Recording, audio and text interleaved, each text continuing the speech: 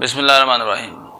حضرت شیخ سعدی رحمۃ اللہ علیہ نے اپنی کتاب میں لکھا ہے کہ ایک شاعر تھا، تو وہ انعام و اکرام کے سلسلے میں چوروں کی بستی جو ہے وہاں پہ چلا جاتا ہے تاکہ میں اپنے کچھ شعر سناؤں گا تو مجھے انعام جو ہے وہ ملے گا۔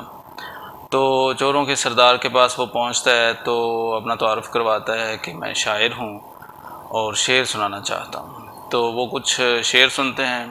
چوروں کا جو سردار ہوتا ہے وہ شعر سنتا ہے، تو شعر سننے کے بعد اسے شاعر کے جو شعر ہیں وہ پسند نہیں آتے، تو بجائے انعام دینے کے وہ اپنے جو دوسرے ساتھی چور ہوتے ہیں ان سے کہتا ہے کہ شاعر کے کپڑے جو ہیں وہ اتار لیں اور اس کو باہر نکال دیں۔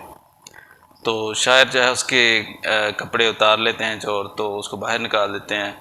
جب وہ باہر جاتا ہے تو رات کا ٹائم ہوتا ہے، ٹھنڈ ہوتی ہے، سردی ہوتی ہے، تو کتے جو ہیں وہ بھونکنا شروع کر دیتے ہیں، اس کی طرف لپٹتے ہیں شاعر کے پیچھے۔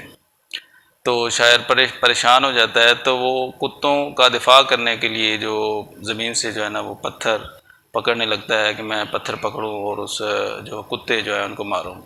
تو برف باری کی وجہ سے جو پتھر ہیں وہ جم چکے ہوتے ہیں برف میں۔ شاعر بہت پریشان ہو جاتا ہے اور وہ کہتا ہے کہ یار کتنے ظالموں کی بستی ہے جہاں پہ کتے کھلے چھوڑے ہوئے ہیں اور پتھر باندھے ہوئے ہیں۔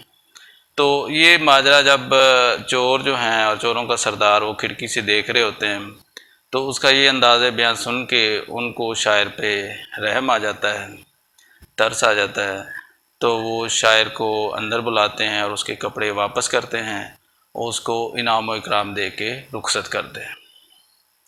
تو اس کہانی سے حضرت شیخ سعدی رحمۃ اللہ علیہ نے یہ نتیجہ اخذ کیا ہے کہ انسان کا جو انداز بیاں ہے، حسن بیاں، وہ بھی اس کو مصیبتوں سے جان چھڑا سکتا ہے۔ انسان کو ایفیکٹو کمیونیکیشنز اسکل جو ہے وہ ڈیولپ کرنی چاہیے۔ ایڈوکیسی جو ہے دوسروں کو قائل کرنے کے لیے اگر انداز بیاں کو اچھے طریقے سے اپنایا جائے تو انسان کی مصیبتیں پریشانیاں جو ہیں وہ ٹل سکتی ہیں۔